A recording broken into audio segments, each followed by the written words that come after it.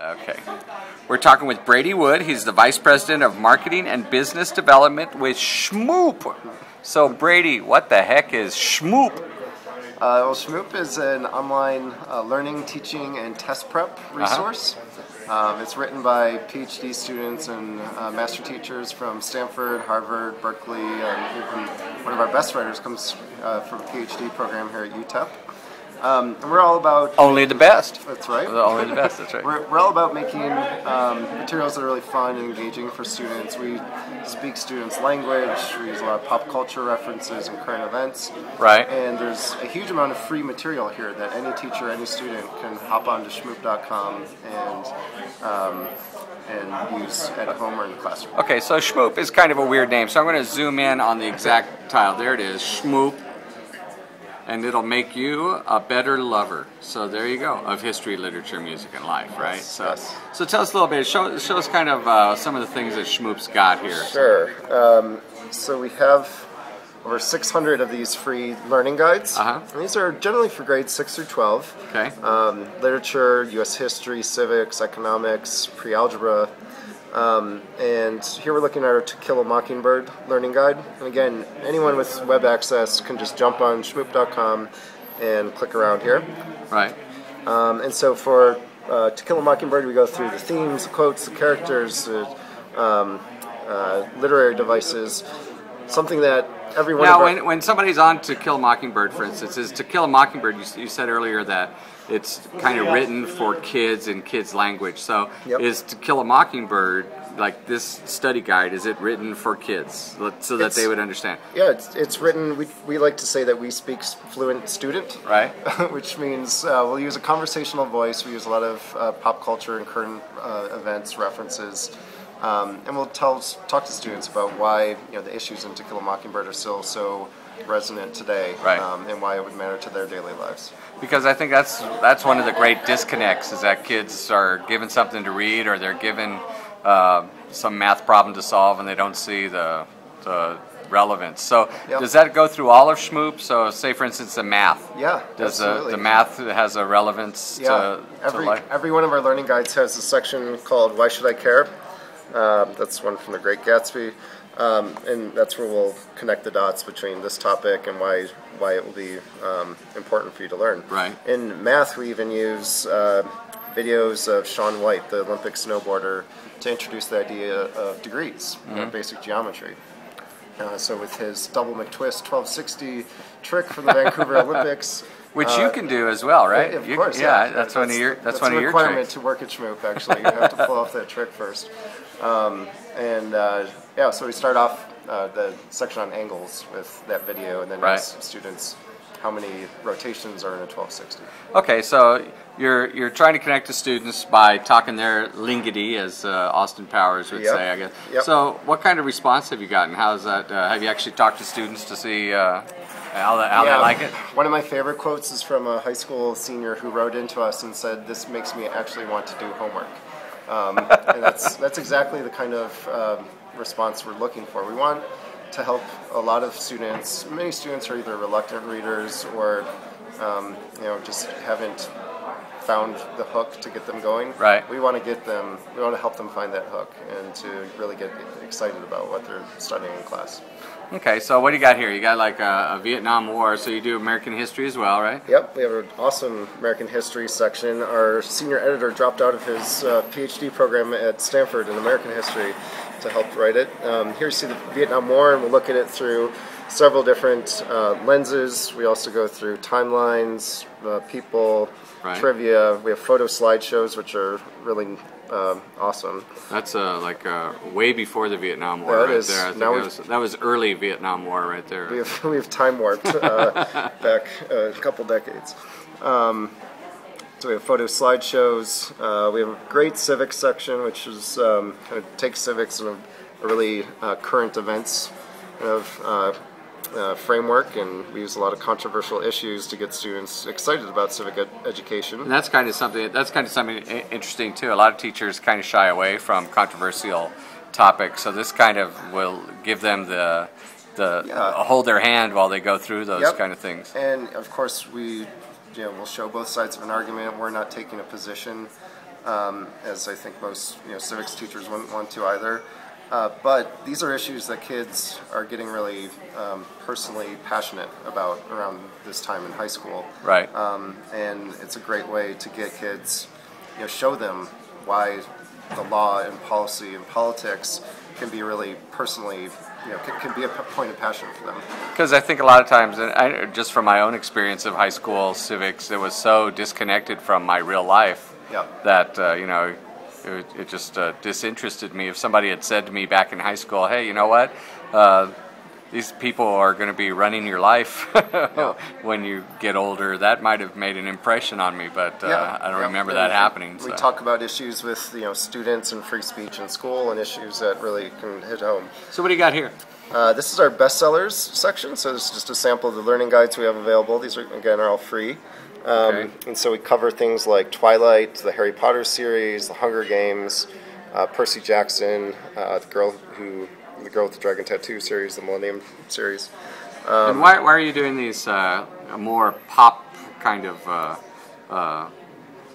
reading? Why do you guys do that? Well, I almost caused all of our English PhDs to quit when I asked them to analyze Twilight. But when we talked to teachers, especially middle school teachers, they said, this is what my kids are reading. And if it's an opportunity for me to get them to read it in a more sophisticated way, or to use Twilight as a jumping off point to understanding genre and tone and writing style, and then connecting with other classics. So if you like Twilight, you might like Frankenstein or Dracula. That's cool. So it's kind of like the gateway. That's right. The gateway book to literature. Well, that's cool. The sugar-coated cereal. That's a great idea. Yeah, it's a fun section. And actually, I think of all the companies I've ever dealt with, you're actually the first ones I've ever seen that actually kind of like take pop culture head on and think about incorporating that into the learning itself. Yep, and it's something, when we developed Shmoop, we thought about what did our favorite teachers do, and that's something that a lot of us could remember from our K-12 education. The teachers who could take the outside world, or take your emotional world that you have yourself, and connect that to what you're doing in the classroom. So probably Charlie Sheen will provide you guys with hours and hours of material that you can... there were a few Charlie Sheen jokes in our last email newsletter that went out last week. That's hilarious. Okay, so you had this writing lab. Tell me a little bit about that. Yeah, this is Writing Lab. So this is attached to all of our literature learning guides. And you can take your kids through it. It's kind of like TurboTax for writing an essay. And we won't tell students what to write, but we'll walk them through the process. So the thinking, brainstorming, organizing. Because all the steps are the same, no matter what you're writing. Yeah, it's a 5-paragraph essay, which is pretty commonly taught in middle school and high school. There is some flexibility into it, so it doesn't have to be that structure if you're trying to teach some other structures. But it's more like a thinking tool and a framework to help students. And it's particularly, we've heard from a lot of teachers that they particularly like using it with reluctant writers or ELL students who just could use a little more hand-holding or make it a little less intimidating to get going. Is Shmoop aligned to any kind of standards, or is it just we put a lot of stuff out there? So we've looked at the Common Core in Texas and California. We've looked at a lot of the standards. We also look at reading lists from districts and schools that we work with across the country. Right. For our history, civics, pre-algebra, for things that almost could replace a textbook, they go pretty close to what you would see in a textbook. And so it looks like you have a lot of free content, so people can whet their appetite on the free content. And so, of course, you've got a business to run, so you got to pay for a little bit. So, what's the pricing model? What's that all about?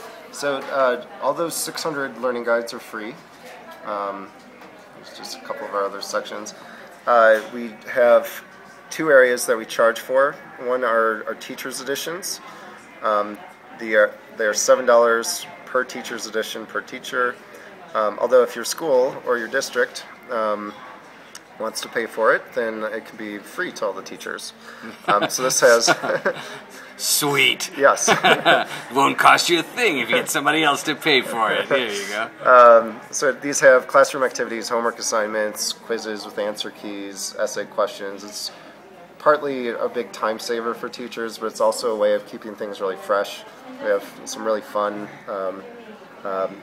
assignments and activities for the classroom that will often involve music and current events and multimedia from the web. I noticed that earlier when you were speaking, you talked about connecting music to poetry, which was kind of cool. That's, that's one of our popular sections on Shmoop. Here you go. I think that's one of the things that is informally done in classrooms all over the country, but it's probably not ever formally written down. So. Social studies teachers certainly will use music to give color to the era that they're covering in class.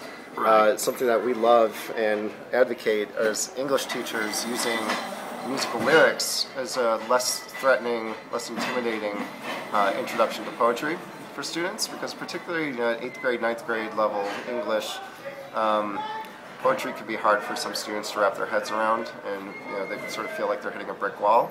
But with lyrics, it's something that kids are just naturally really drawn to. Absolutely, just got to watch out what song you're going to use. That's the trick. Age appropriate. Okay, so if somebody's interested in Shmoop, how do they get a hold of you? What do they got to do? So you check out shmoop.com, S-H-M-O-O. That's a great line, by the way. Go back to that. Test prep should not be root canal. Yes. So you do test prep, and the same way you wrap it around the students' vernacular so they understand what people are saying. That's right. You got ACT, SAT, PSAT, and AP exams. And earlier today, someone asked you, can parents buy this? And you said? Yes, you can. Any of those courses you can buy from home just for individual use. It's between $13 and $23. All the prices on Shmoop are prime numbers, just because we're weird nerds, like that. Nerds, that's a nerd thing. And schools and districts can license our test prep and then make it, it's a much lower price than for the district. And then it's free for everybody, like earlier. You said it's free, okay. Yep. So that's cool. So Shmoop, how do we get a hold of you? What's the way of doing that? www.shmoop.com, or you can contact me. I'm Brady, B-R-A-D-Y, at shmoop.com. And spell Shmoop, because that's not a common word. S-H-M as in Mary, O-O-P. And earlier today you told me where you got that name from, so you got to tell me that story. Sure. It's Shmoop is a Yiddish slang term which means to give something a nudge in the right direction or move it forward. And so our idea with Shmoop is that we wanted to push learning materials and test prep into the 21st century, because these kids, just think and grew up in a much different world than we all did. And so somebody that's out there is schmooping. There you go. And then which almost sounds dirty, but it's really not, right? It's good, clean fun. It's good, clean schmooping. There you go. Okay, Brady Wood, thanks for talking to us. Appreciate it. All right, thank you.